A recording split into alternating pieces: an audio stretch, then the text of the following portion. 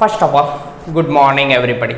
આજે આપણે same 5 TYBSc નો unit number 1 symmetry એમાં અત્યાર સુધીના લગભગ 20 લેક્ચર ગયા છે. હવે આજે જોવાનું છે ગુણન કોષ્ટક માટેના કેટલાક નિયમો, એટલે કે ગુણનના નિયમો કેમ તો ચાલે.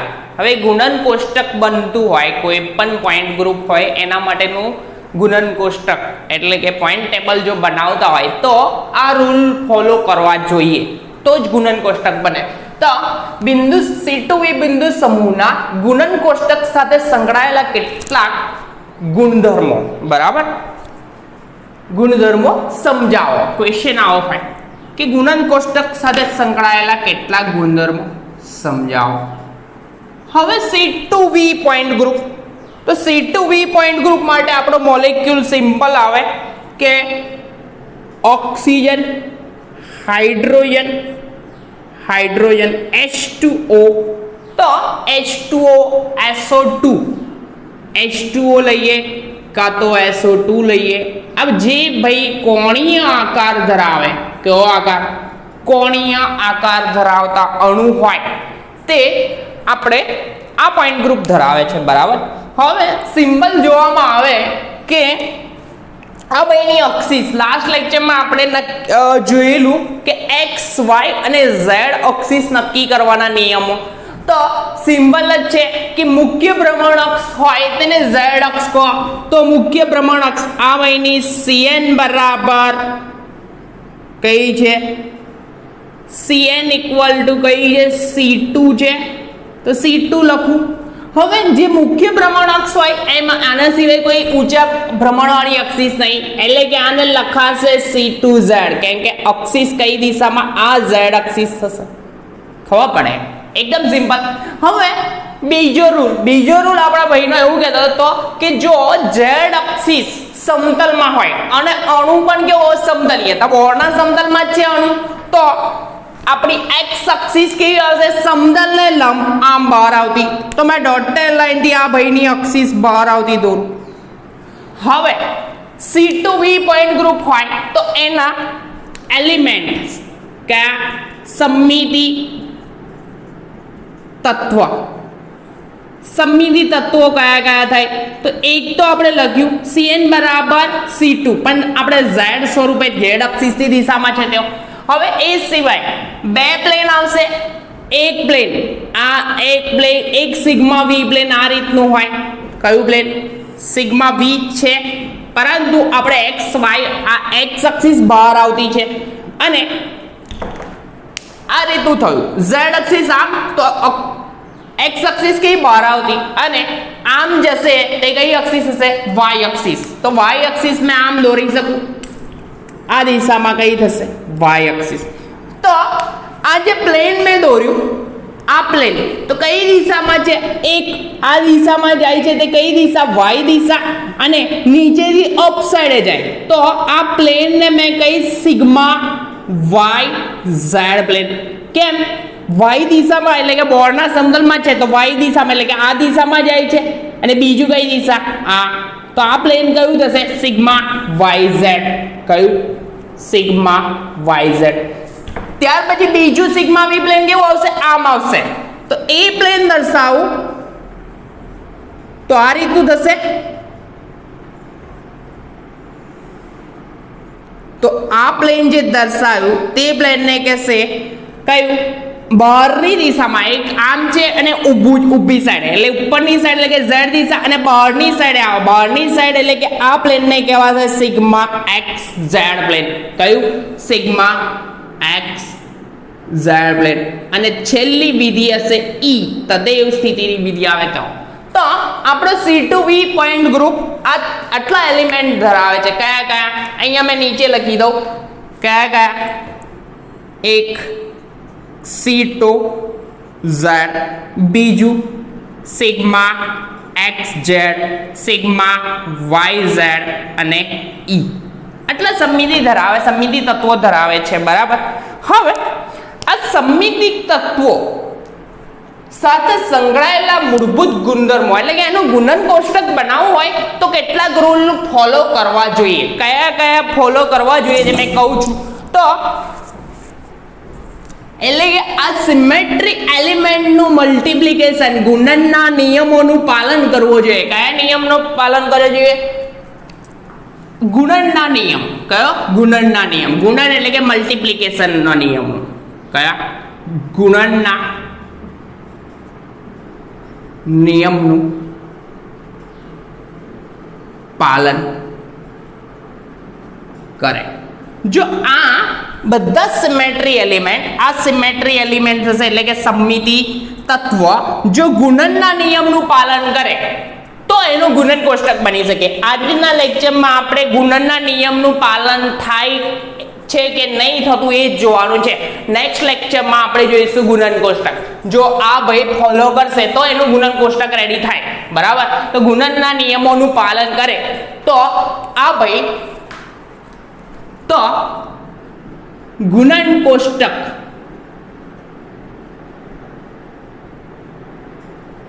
ની રચના કરે. હવે આ ગુણનના નિયમો કયા કયા છે? તો એક છે, પહેલો નિયમ લખું છું મેં. પહેલો નિયમ છે ગુણકનો નિયમ. કયો નિયમ? ગુણકનો નિયમ. કયો? ગુણકનો નિયમ. આ નિયમ એકદમ ઈઝી છે. ગુણકનો નિયમ એટલે કહે છે એવું ભાઈ કે કોઈ પણ બે સમૂહના બે સમમિતિ તત્વો નો ગુણાકાર તે જ સમૂહના એટલે કે બે સિમેટ્રી એલિમેન્ટનું મેં મલ્ટિપ્લિકેશન કરું એટલે કે સપોઝ C2Z અને સિગ્મા XZ આ બેનું મલ્ટિપ્લિકેશન કરું તો આનો આન્સર આ સિમેટ્રી એલિમેન્ટમાંથી જ આવવો જોઈએ. એટલે કે આ સિમેટ્રીમાંથી એક સીધું કરું. સીધું એટલે કે સપોઝ મેં ગુણનના નિયમ લખું કે લખી દઉં પહેલા કે કોઈ પણ સમૂહના બે તત્વો, કોઈ પણ એટલે કે આ છે, કોઈ પણ સમૂહના બે તત્વોનો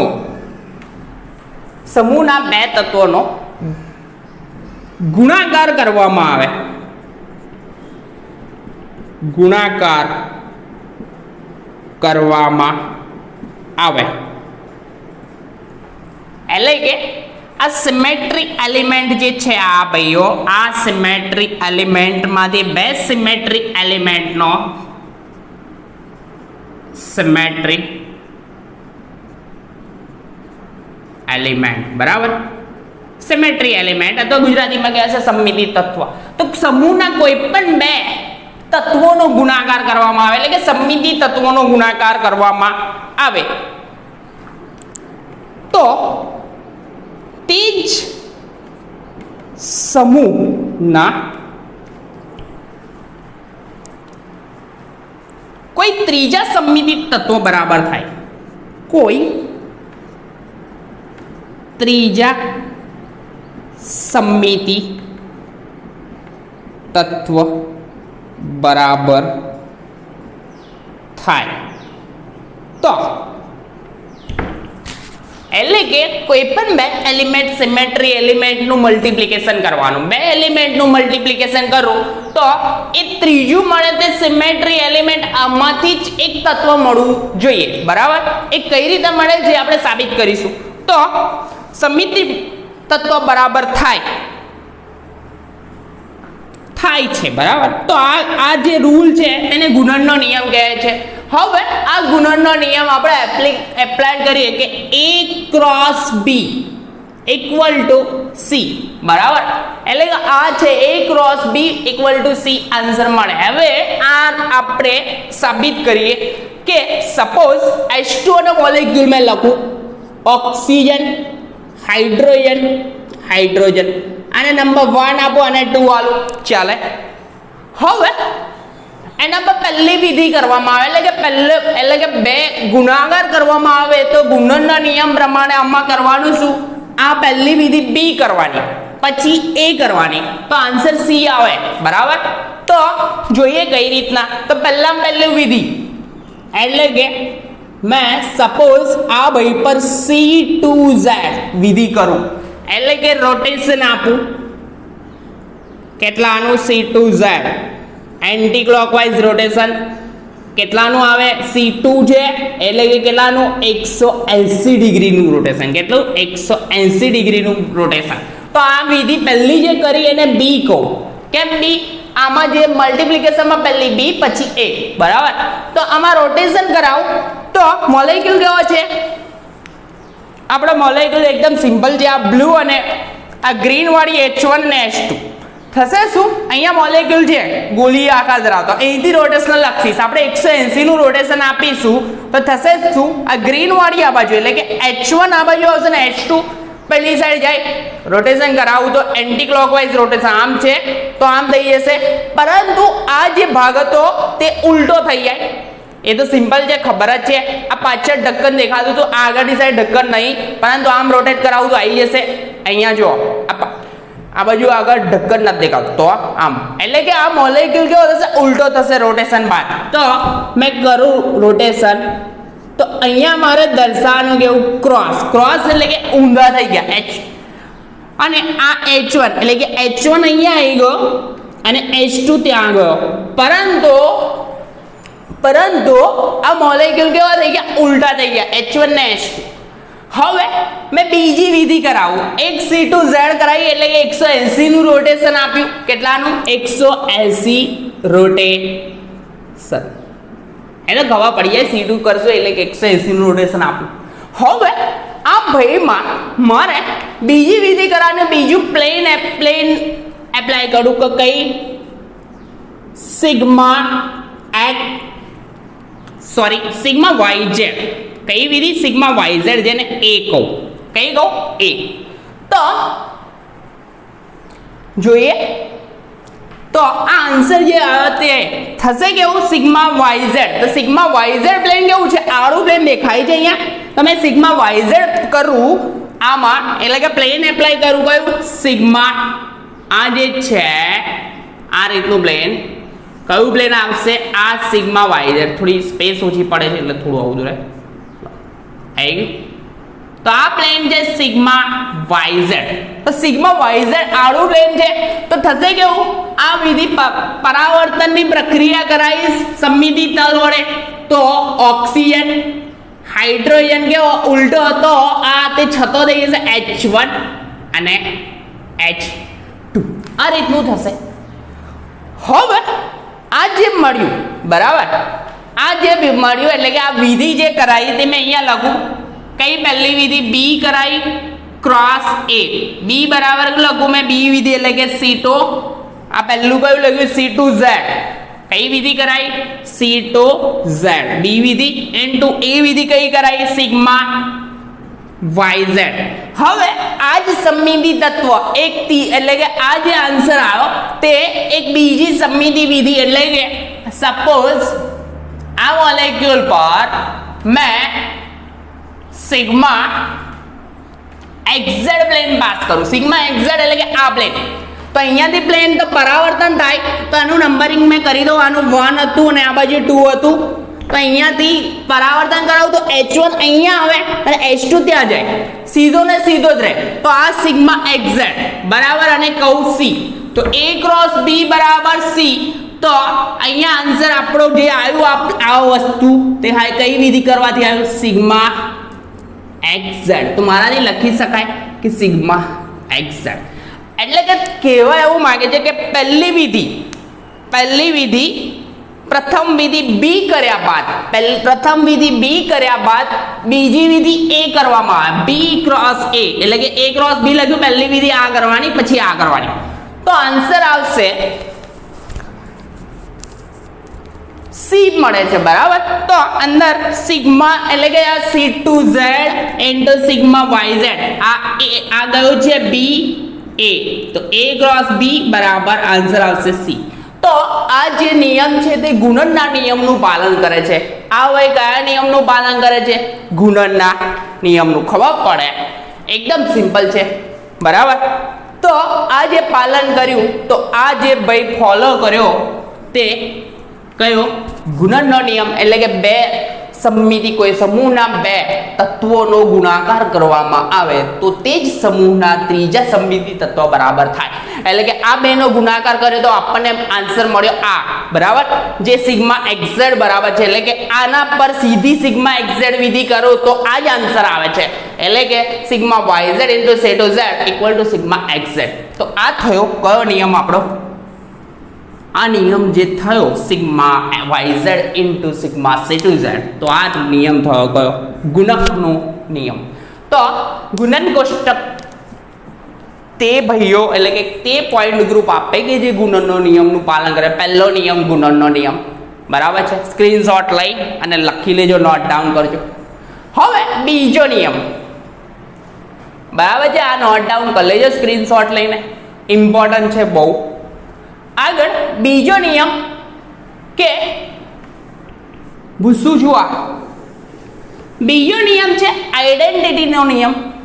કયો? આઈડેન્ટિટીનો નિયમ. આ નિયમ તો એકદમ સિમ્પલ છે. આઈડેન્ટિટી એટલે કે ઈ વિધિ એપ્લાય કરવામાં આવે. હવે આ આઈડેન્ટિટીનો નિયમ તો એકદમ સિમ્પલ એટલે બહુ સિમ્પલ છે. જોઈએ ભૂસું છું આપી ગુણનના નિયમોનું પાલન કરે તો પહેલો નિયમ ગુણનનો નિયમ પાલન કર્યો, ગુણકનો નિયમ a cross b equal to c. એટલે કે પહેલી વિધિ b કર્યા બાદ બીજી વિધિ a કરવામાં આવે. પહેલી વિધિ b કરવાની પછી a કરવામાં આવે તો a ક્રોસ b બરાબર c. એટલે કે સીધું એનો જવાબ જે હોય તો ત્રીજા તત્વ બરાબર મળે. બીજો રૂલ છે આપણો આઈડેન્ટિટીનો નિયમ. કયો? આઈડેન્ટિટી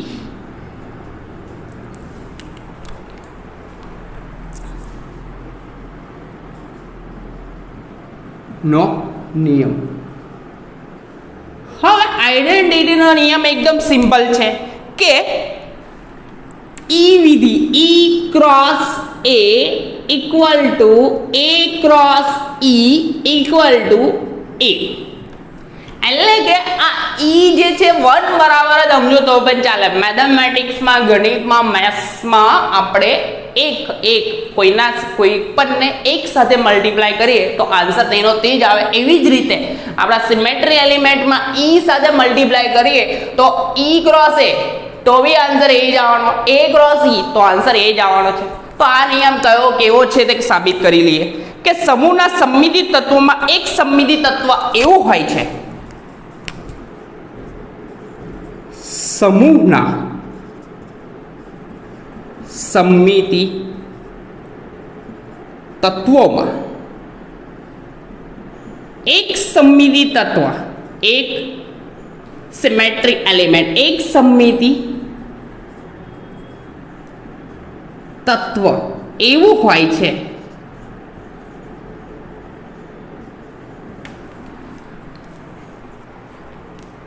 કે જે દરેક તત્વ સાથે જોડાય છતાં કે જે દરેક તત્વ સાથે જોડાય, દરેક તત્વ સાથે જોડાય એટલે કે દરેક એલિમેન્ટ સાથે એને મૂકીને મલ્ટીપ્લિકેશન કરવામાં આવે તો દરેક તત્વ સાથે જોડાય છતાં તત્વમાં કોઈ ફેર પડતો નથી, છતાં તત્વમાં કોઈ ફેર પડતો નથી. બરાબર. તો સમૂહમાં એક સમમિતિ તત્વ એવું હોય છે કે જેને અન્ય સમમિતિ તત્વ સાથે ગુણતા જવાબ તેનું તે જ સમમિતિ તત્વ આવે છે. એટલે કે લખી દો એ બી કે એ એલિમેન્ટને કોઈ પણ સિમેટ્રી એલિમેન્ટ સાથે મલ્ટીપ્લાય કરવામાં આવે એટલે કે સમૂહનું એક સમમિતિ તત્વ એવું છે કયું? ઈ જે એનો મલ્ટીપ્લિકેશન કોઈ પણ સિમેટ્રી એલિમેન્ટ સાથે કરવામાં આવે તો જવાબ એનું એ જ સિમેટ્રી એલિમેન્ટ મળે છે. તો લખું છું બીજો પોઈન્ટ, આ પહેલો પોઈન્ટ, બીજો પોઈન્ટ અર્થાત સમૂહમાં એક સમમિતિ તત્વ એવું હોય છે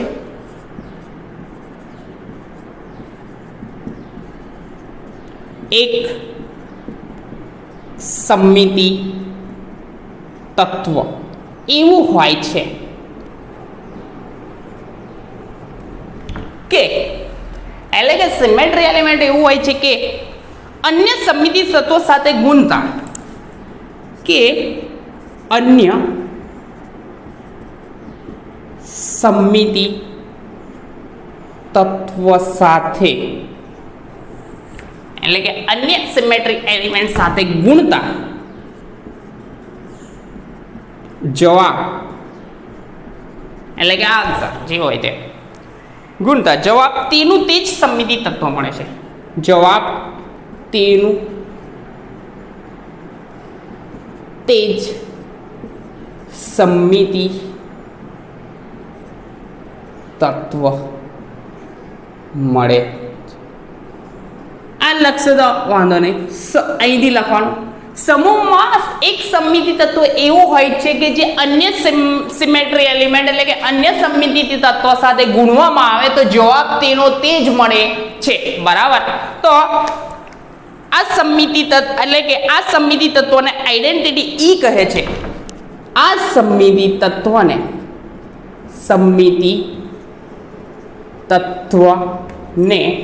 આઈડેન્ટિટી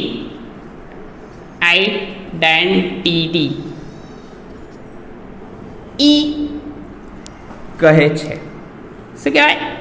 ઈ કહે છે. આઈડેન્ટિટીનો નિયમ ખબર પડી કે સમૂહમાં સિમેટ્રી એલિમેન્ટ એવું છે કે જેનું કોઈ પણ સાથે મલ્ટિપ્લિકેશન કરવામાં આવે જવાબ તેનું તે સમમિતિ તત્વ મળે છે. અને એ સમમિતિ તત્વને આઈડેન્ટિટી ઈ કહે છે. એટલે કે ઈનું કોઈ પણ સાથે મલ્ટિપ્લિકેશન કરવામાં આવે, ઈ ભાઈનું કોઈ પણ સાથે મલ્ટિપ્લિકેશન કરવામાં આવે જવાબ કેવો? એવો ને એવો ઈ જ મળે છે.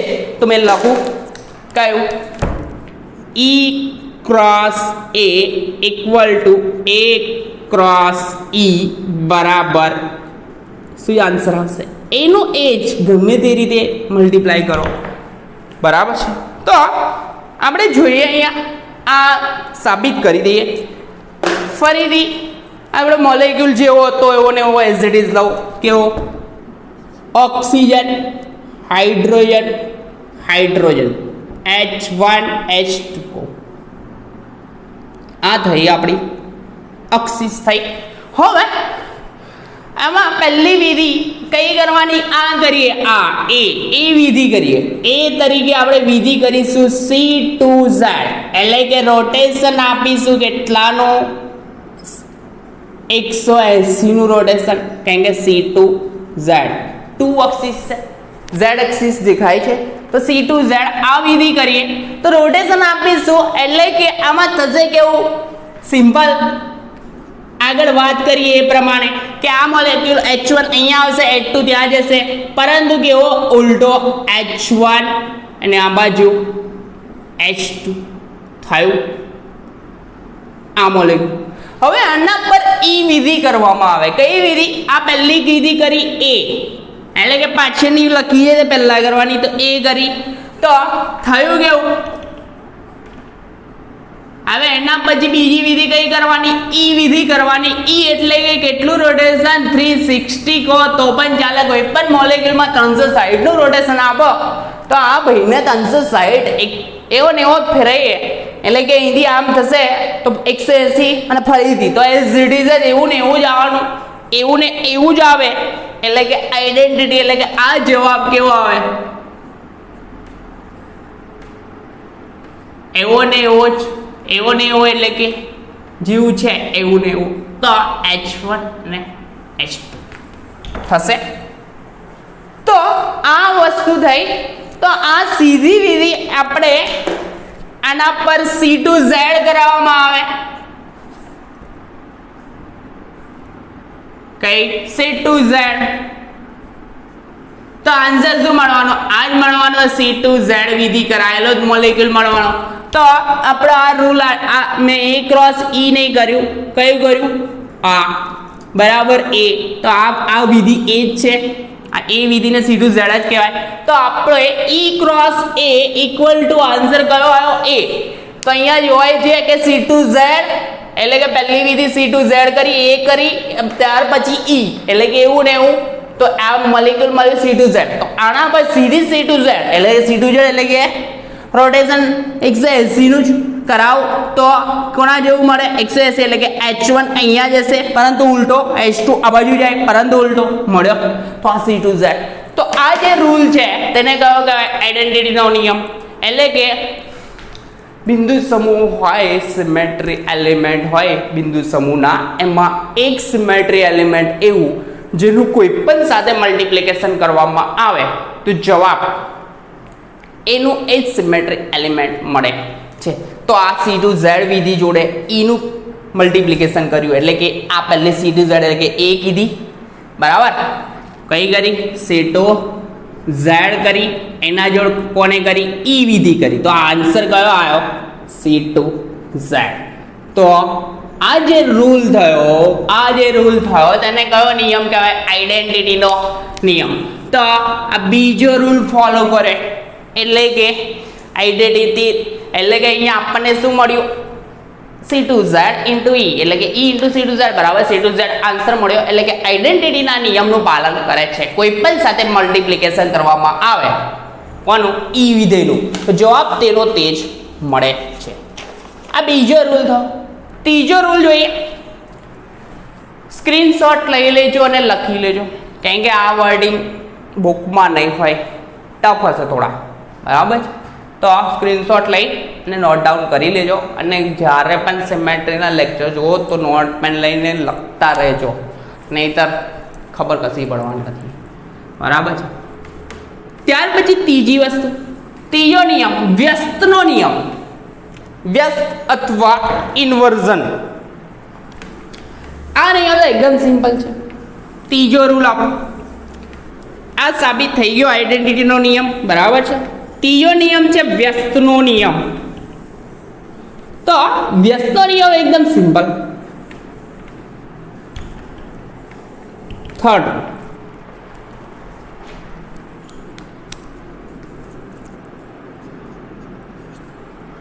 ત્રીજો નિયમ છે આપણો વ્યસ્તનો નિયમ. વ્યસ્તનો નિયમ બરાબર છે.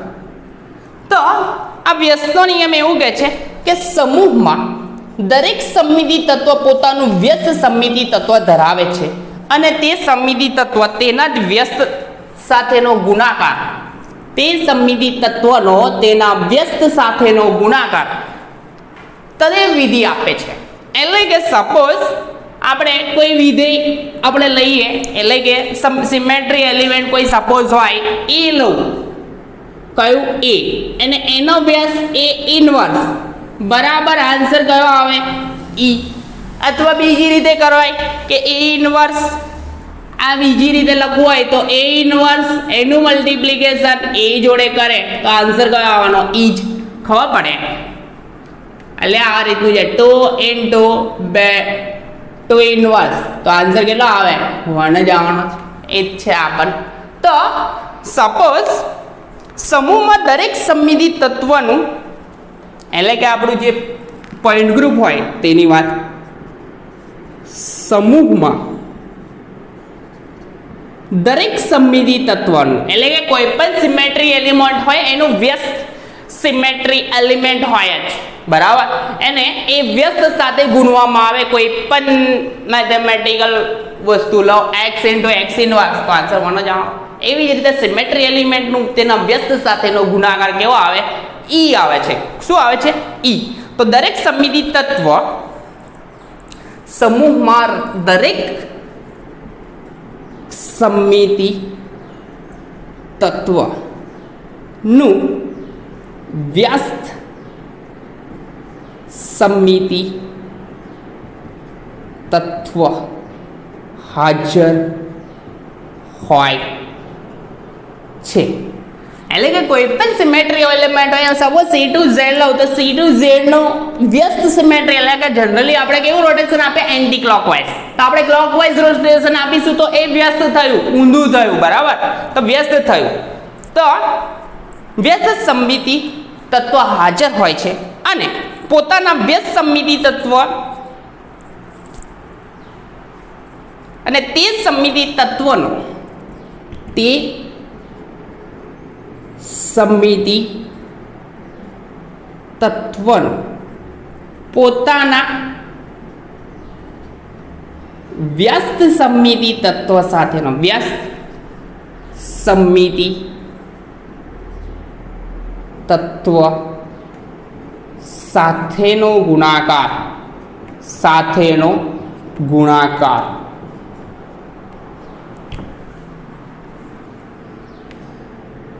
ઈ આવે છે.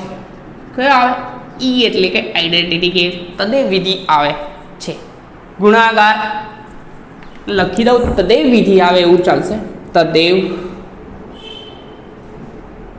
વિધિ ઈ આવે છે. એટલે કે કોઈ પણ સિમેટ્રી એલિમેન્ટ લો એનું વ્યસ્ત સમમિતિ તત્વ હાજર જ હોય અને એના વ્યસ્ત સાથેનો ગુણાકાર, સપોઝ એ સમમિતિ તત્વ છે એના ઇન્વર્સ સાથેનો ગુણાકાર અથવા એ ઇન્વર્સ હોય એનો, એટલે કે આનો સમમિતિ તત્વનો આ, તો એના ઇન્વર્સ સાથેનો આન્સર ઓલવેઝ ઈ આવે છે. ઈ એટલે કે કઈ વિધિ? તદેવ વિધિ. તો આપણે એપ્લાય કરીએ આપણે એક સિમેટ્રી. તો સપોઝ મારે આપણે આને ફોલો કરીશું. બીજું બરાબર છે. બીજું ફોલો કેમ કરીશું તે કહું છું. પહેલી વિધિ કરાવીશું એ વિધિ, પછી એના ઇન્વર્સ સાથેની ગુણાકાર. તો મેં મોલેક્યુલ દોરી દઉં આપણો. Oxygen, hydrogen, hydrogen. અહીંયા 2 હતું, અહીંયા 1. બરાબર છે. સોરી, અહીંયા 1 હતું અને અહીંયા 2. આવું છે. હવે આના પર મેં પહેલી વિધિ કરાવું. C2Z જ વિધિ કરાવીશું આપણે. કઈ વિધિ કરવાની? C2Z. તો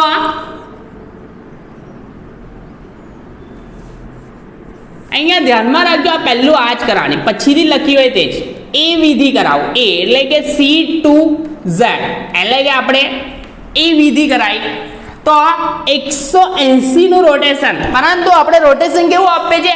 180 ડિગ્રી રોટેશન. કેવું? Anti clockwise. Anti clockwise rotation આપીએ 180 નું, તેને આપણે એ કીધું છે. બરાબર. તો આ રોટેશન આપીશ તો આપણો મોલેક્યુલ કયો મળશે? ઉલટું થઈ જશે. ખબર જ છે આપણને આ વસ્તુ. તો આ H1 અહીંયા આવશે પરંતુ ઊંધો આવશે એટલે કે H1 કહેવાશે અને આ બાજુ કોણ આવશે? H2. હવે આ ભાઈમાં મારે એ ઇન્વર્સ કરાવવાનું છે. કયો? એ ઇન્વર્સ. એટલે કે આ વિધિ કરી એ પહેલા, હવે એ ઇન્વર્સ. તો એ ઇન્વર્સ કરવું હોય તો એને લખાય મારાથી C2Z એન પર ઇન્વર્સ માઇનસ ચાર્જ લખું. માઇનસ એટલે કે ઇન્વર્સ. તો એલામાં રોટેશન કેવું આવ્યું હતું? 180 ડિગ્રી. 180 ડિગ્રીનું રોટેશન આપ્યું હતું. કયું હતું? Anti clockwise. તો આ ભાઈનું રોટેશન આપણે કેવું કરવાનું? ક્લોકવાઇઝ. ક્લોકવાઇઝ, આમ ઘડિયાળના કાંટાની દિશામાં. તો ક્લોકવાઇઝ રોટેશન. તો ક્લોકવાઇઝ રોટેશન કરું તો થશે શું? આ ભાઈ છે આમ, અક્ષિસ આમ છે. બરાબર. તો H2 ઊંધો હતો તો આ સાઈડે રોટેટ કરાવીશ કેટલા? 180. તો આ અહીંયા આવશે અને આ અહીંયા જશે. પરંતુ આ ઉલટા છે એના પાછા સીધા થઈ જશે. તો સીધા થાય એટલે કે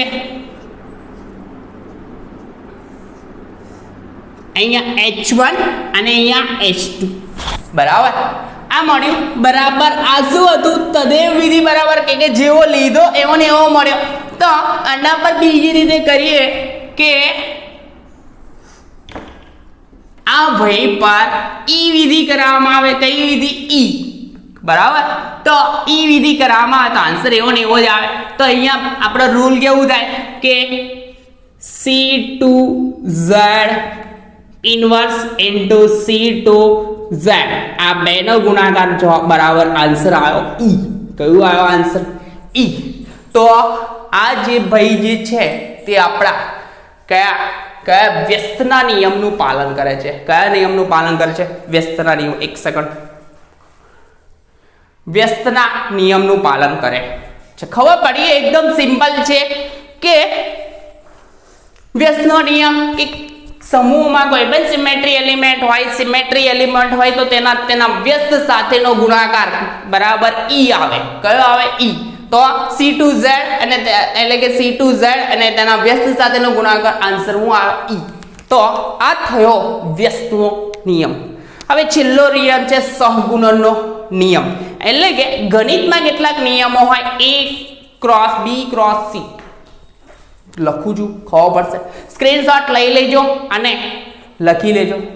બરાબર છે. છેલ્લો રૂલ છે આપણો સહગુણનનો નિયમ.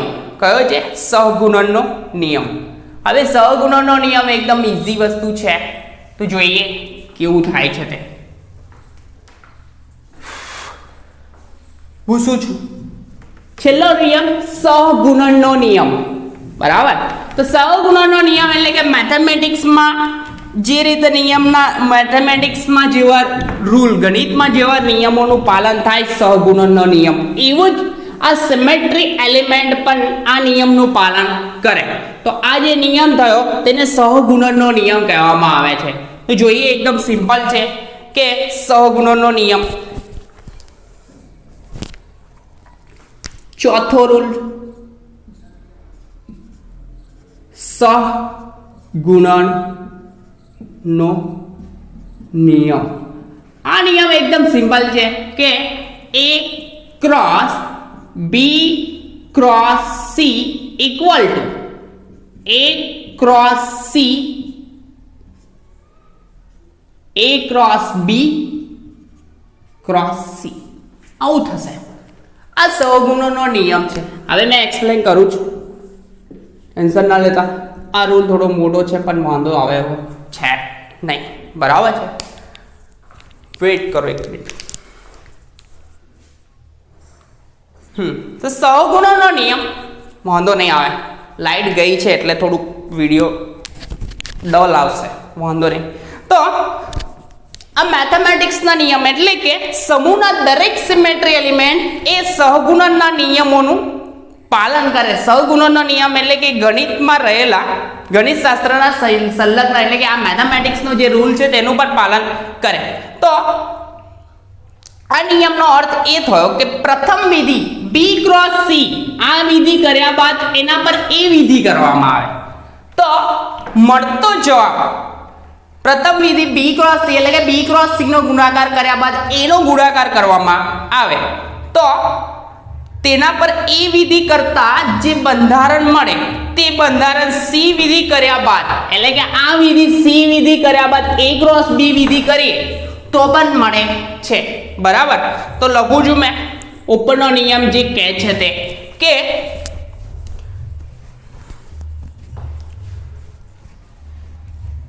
ઉપરના નિયમનો આ સહગુણનના આ નિયમનો અર્થ એ થાય છે, આ નિયમનો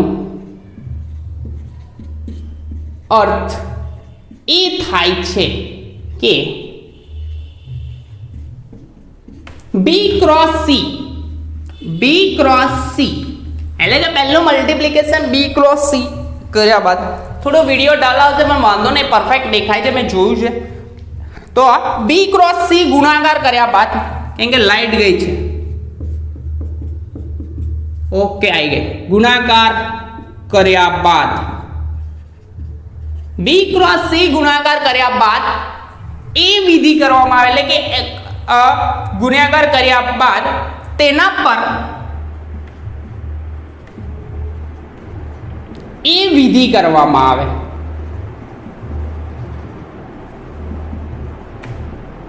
એકદમ સિમ્પલ છે. તો મળતો આન્સર જે છે તો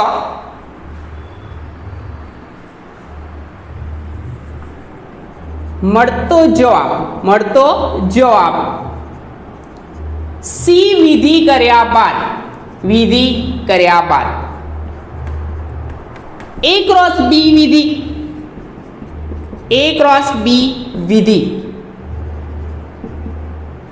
કરતા એટલે કે એટલે એનો મળતો જવાબ C વિધિ કરીએ અને એના પછી A ક્રોસ B વિધિ આખી કરવામાં આવે તો કરતા મળે છે એટલે કે એનો જવાબ એવો જ હોય કે આ જે સી વિધિ કરીએ ને A ક્રોસ બી વિધિ કરીએ તેના બરાબર હોય છે. આ રૂલ મસ્ત છે, બરાબર છે. તો જોઈએ આપણે કે આ વિધિ કઈ રીતે કરીએ.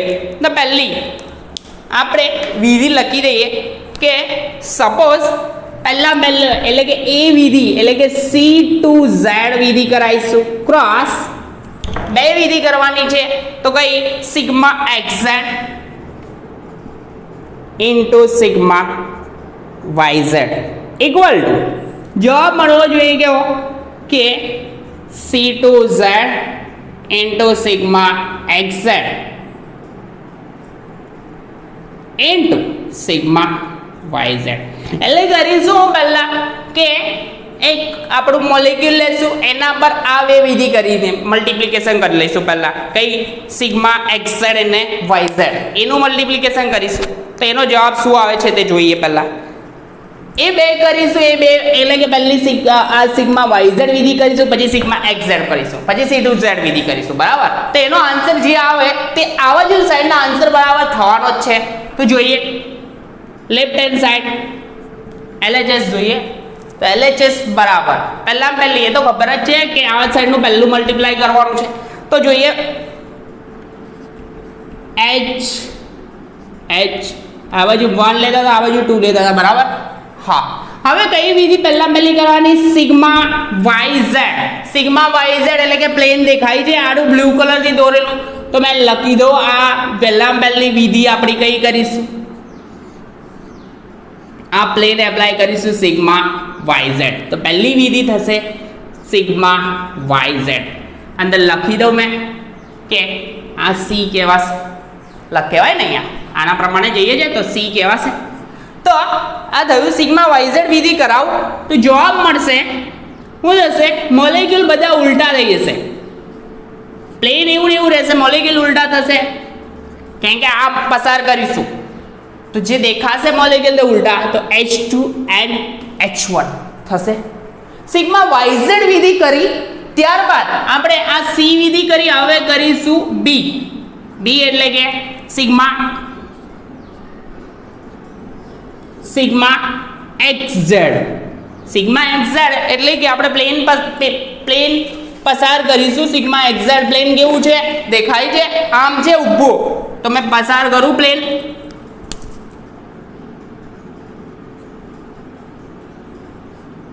આ રીતનું પાસ કરું કયું સિગ્મા xz એને કહીશું આપણે B. શું કહીશું B કહીશું. તો B ક્રોસ C થયું એટલે પહેલું છેલ્લા વાળું લેવાનું હોય તો થશે કે H1 આ સાઈડે આવશે, H2 આ સાઈડે જશે. તો ઓક્સિજન હાઇડ્રોજન ને હાઇડ્રોજન મોલેક્યુલ કેવા ઉલટા જ રહેશે.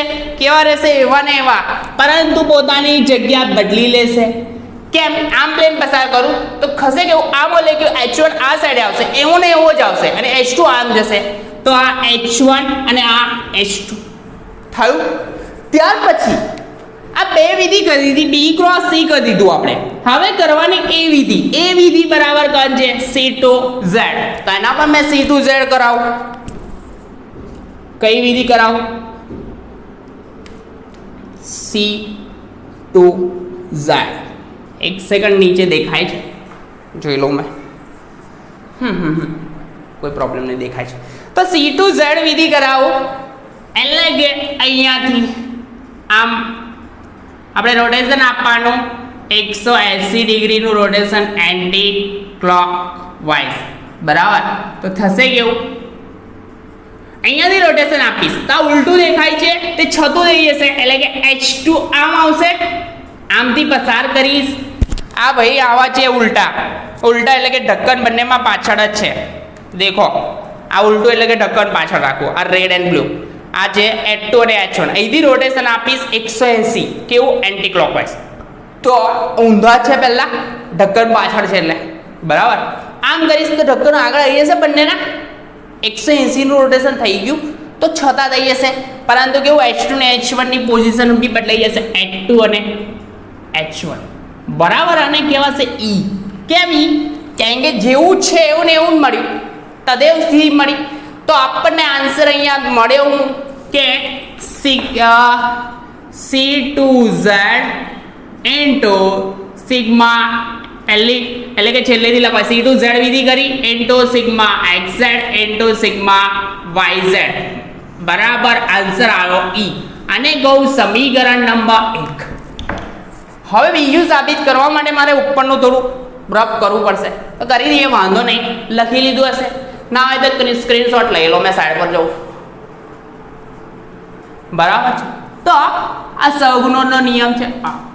હવે બીજી વસ્તુ આ બાજુ સાઈડનું LHS કરવાનું છે. આપણે આ LHS કરી દીધું આપણે લેફ્ટ હેન્ડ, એટલે કે આ હતી આપણી લેફ્ટ હેન્ડ સાઈડ, ડાબી બાજુ હતી. હવે RHS right hand side. Right hand સાઈડમાં સાબિત કયું કરવાનું? પહેલી વિધિ આ કરવાની, પછી આ બે. તો જોઈએ તો આ ભાઈનો આન્સર આવ્યો આપણને કયો? ઈ મળ્યો. બરાબર. હવે આપણો ફાઇનલ આન્સર પણ એ જ આવવો જોઈએ. તો અહીંયા જોઈ લઈએ કે આ પહેલું આ કરવું છે, સિગ્મા XZ કરીશું, પછી C2Z કરીશું, પછી એનો આન્સર આવશે. જે આન્સર આવશે એને આ વિધિ કરાવીશું, એ બેનું મલ્ટિપ્લિકેશન કરાવીશું. તો મેં એ પહેલું આ કરું. બરાબર. તો RHSમાં હું કરાવું? પહેલું C2Z વિધિ કરાવું, એને સિગ્મા XZ કરાવું પહેલા. તો જોઈએ મોલેક્યુલ મેં લખી દઉં.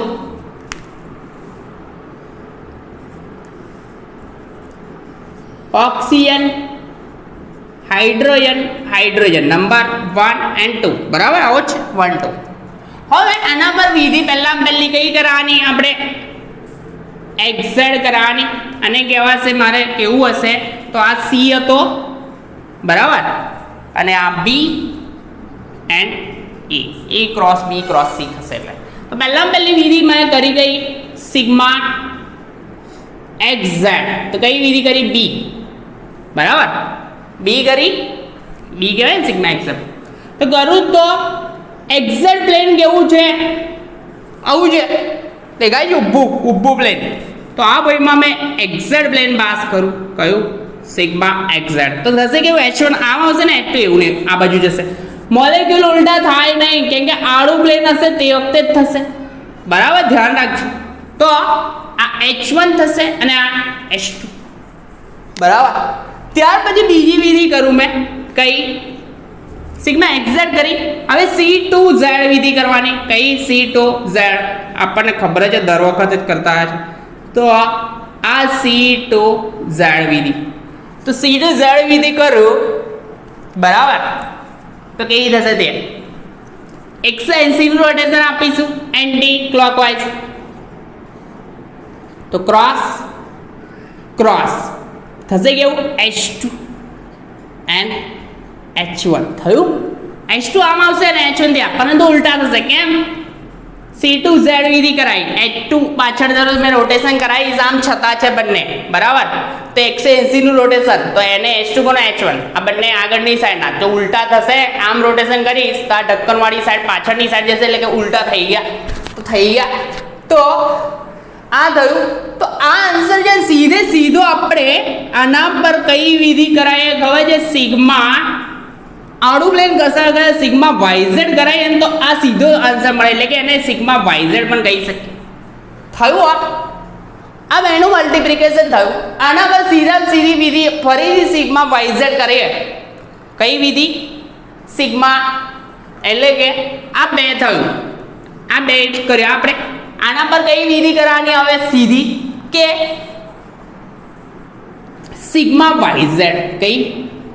આ આન્સર જે આવ્યો ને, કયો આવ્યો? Sigma YZ. હવે આના પર મેં ફરીથી સિગ્મા YZ વિધિ કરાવું. કઈ? Sigma YZ.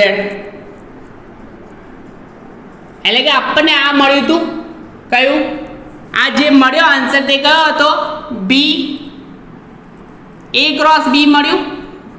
A cross B મળી ગયો આપણને. એના પર વિધિ કઈ કરું? C. એટલે કે C વિધિ બરાબર કઈ છે? આપણી સિગ્મા YZ. તો એના પર મેં સીધી સિગ્મા YZ કરું. C વિધિ. કઈ? C વિધિ. તો શું થશે? આ A ક્રોસ B પર સીધી YZ કરું તો થશે કેવું?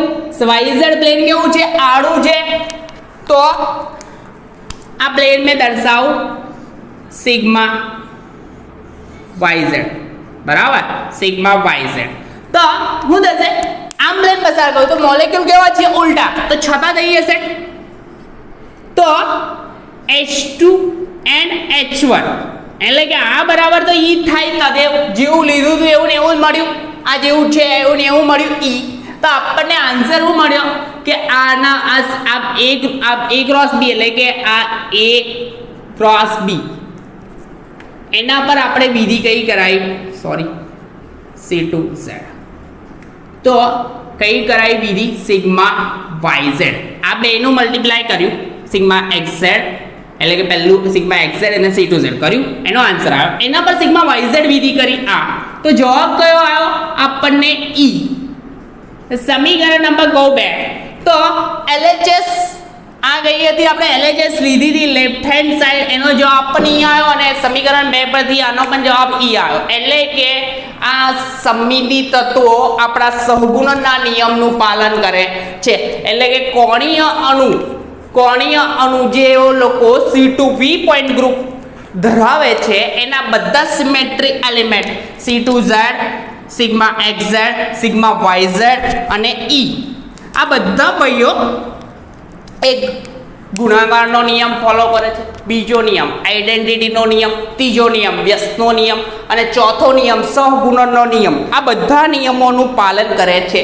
એટલે કે ચારે રૂલ ફોલો કરે, ચારે રૂલ ફોલો કરે એટલે કે એનું મલ્ટીપ્લિકેશન ટેબલ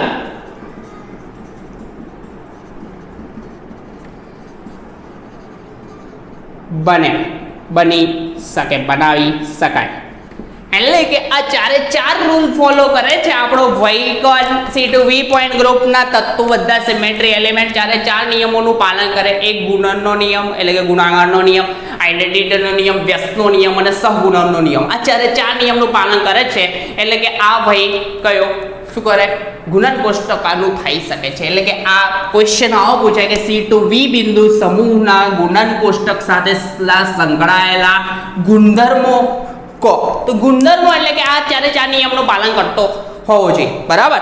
તો આ ગુણન કોષ્ટક બનાવી શકશે. તો આપણે નેક્સ્ટ લેક્ચરમાં આપણે મલ્ટીપ્લિકેશન ટેબલ જોઈશું, બરાબર છે. તો મલ્ટીપ્લિકેશન ટેબલ જનરલી પૂછાય છે પેપરમાં, તો એકદમ શાંતિથી પ્રિપેર કરજો. આ ગુણનના નિયમો પણ ઇમ્પોર્ટન્ટ છે અને જનરલી કેટલાક લોકો જે પેપર ચેક કરતા હોય તો એ લોકો આ નિયમો અંદર એપ્લિકેશન એટલે કે આ નિયમનું એપ્લાય થાય છે એ બતાવવાનું રહેશે. એટલે કે એ લોકોને એવું જોઈએ છે. જનરલી ના બતાવે તો બી ચાલે, કારણ કે સીધું જ છે કે આ નિયમ ફોલો કરતો હોય તો જ ગુણન કોષ્ટક રેડી થાય. તો વાંધો નહીં, આપણે એપ્લાય કરીશું એમાં અને એ ગુણન કોષ્ટક બનાવીશું, બરાબર. તો નેક્સ્ટ લેક્ચરમાં આપણે આ વસ્તુ જોઈશું, કયું ગુણન કોષ્ટક. તો આ ક્વેશ્ચન પણ ઇમ્પોર્ટન્ટ છે, તો પરફેક્ટલી પ્રિપેર કરો અને નોટ ડાઉન કરતા રહો. વગર નોટ ડાઉન કર્યા વગર ખબર નહીં પડે, બરાબર. બધું ઉપરથી જશે. તો સરસ રીતે પ્રિપેર કરો અને કન્ટિન્યુ રેડી કરો, બરાબર છે. તો 4 નિયમનું પાલન કર્યું એટલે કે આ ભાઈ ફોલો કરે, આ ભાઈનું મલ્ટીપ્લિકેશન ટેબલ થઈ શકે. હવે 4 નિયમ આપણે કહી દઉં: ગુણનનો નિયમ, આઈડેન્ટિટીનો નિયમ, વ્યસ્તનો નિયમ અને સહગુણનનો નિયમ. આ 4 નિયમ છે, બરાબર છે. તો આ પરફેક્ટલી પ્રિપેર કરો અને કન્ટિન્યુ કરતા રહો.